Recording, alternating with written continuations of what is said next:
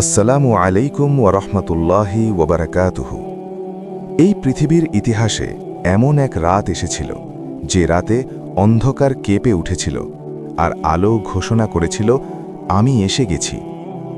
আজ আমরা শুনব সেই মহিমান্বিত রাতের গল্প, যে রাতে জন্ম নিয়েছিলেন রহমতুল্লিল আলামিন হজরত মুহাম্মদ সাল্লাল্লাহু আলাইহি ওয়াসাল্লাম। নবীজি সাল্লাল্লাহু আলাইহি ওয়াসাল্লামের জন্মের আগে আরব সমাজ ছিল ভয়ঙ্কর অন্ধকারে ডুবে। মানুষ আল্লাহকে ভুলে গিয়ে পাথরের মূর্তি পূজা করত। নারীদের কোনো সম্মান ছিল না। কন্যা সন্তান জন্ম নিলে বাবার বুক কাঁপত, আর অনেক বাবা নিজের হাতেই সন্তানকে কবর দিত। জুলুম ছিল শক্তিশালীদের অধিকার, আর দুর্বলদের কান্না শোনার কেউ ছিল না। ঠিক এই সময়েই আল্লাহ তাআলা সিদ্ধান্ত নিলেন, মানব জাতির জন্য পাঠাবেন তার শেষ ও শ্রেষ্ঠ রাসূলকে। যে বছর নবীজি সাল্লাল্লাহু আলাইহি ওয়াসাল্লাম জন্মগ্রহণ করেন, সেই বছর ইতিহাসে পরিচিত আমুল ফিল নামে। ইয়েমেনের শাসক আব্রাহা বিশাল হাতির বাহিনী নিয়ে কাবা ধ্বংস করতে এসেছিল, কিন্তু আল্লাহ তাআলা আকাশ থেকে পাঠালেন আবাবিল পাখি, যাদের ছোট ছোট পাথরে ধ্বংস হয়ে গেল আব্রাহার বাহিনী। এই ঘটনা ছিল স্পষ্ট বার্তা, আল্লাহ নিজেই তার ঘর রক্ষা করেন, আর আসছে এক মহান নবীর আগমন। ৫৭০ খ্রিস্টাব্দ ১২ রাবিহুল আউয়াল মক্কা নগরীর বনি হাশিম গোত্রে জন্ম নিলেন সেই মহান ব্যক্তিত্ব, যার নাম উচ্চারণ করলেই মুমিনের হৃদয় শান্তিতে ভরে যায়। তার নাম রাখা হল মুহাম্মদ সাল্লাল্লাহু আলাইহি ওয়াসাল্লাম, অর্থাৎ যিনি প্রশংসিত।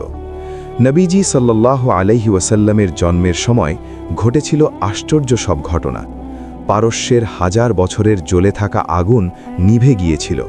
কিসরা বাদশার প্রাসাদের ১৪টি মিনার ভেঙে পড়েছিল। সাওয়াহ হ্রদের পানি শুকিয়ে গিয়েছিল। এই সব কিছু যেন ঘোষণা করছিল, মিথ্যার সময় শেষ, সত্যের যুগ শুরু। নবীজি সাল্লাল্লাহু আলাইহি ওয়াসাল্লামের পিতা আব্দুল্লাহ ইবনে আব্দুল মুত্তালিব তার জন্মের আগেই ইন্তেকাল করেন। মাতা ছিলেন আমিনা বিনতে ওয়াহাব, অত্যন্ত সম্মানিত ও পবিত্র নারী। নবীজি সাল্লাল্লাহু আলাইহি ওয়াসাল্লাম জন্মগ্রহণ করেন ইয়তীম অবস্থায়। আল্লাহ যেন আমাদের শিখিয়ে দিলেন, মর্যাদা সম্পদে নয়, মর্যাদা আল্লাহর হাতে। শৈশব থেকেই নবীজি সাল্লাল্লাহু আলাইহি ওয়াসাল্লাম ছিলেন ব্যতিক্রম। তিনি কখনো মিথ্যা বলেননি, কখনো কাউকে কষ্ট দেননি, মানুষের আমানত হেফাজত করতেন। এ কারণেই মক্কার মানুষ তাকে ডাকত আল আমিন, অর্থাৎ সবচেয়ে বিশ্বস্ত মানুষ। এই জন্ম গুরুত্বপূর্ণ কারণ এই নবীর মাধ্যমেই নাজিল হয়েছে পবিত্র কোরআন। এই নবীর মাধ্যমেই মানুষ পেয়েছে পূর্ণাঙ্গ জীবন ব্যবস্থা। আল্লাহ বলেন, আমি আপনাকে পাঠিয়েছি সমগ্র বিশ্বের জন্য রহমত হিসেবে। সূরা আল আম্বিয়া ১০৭।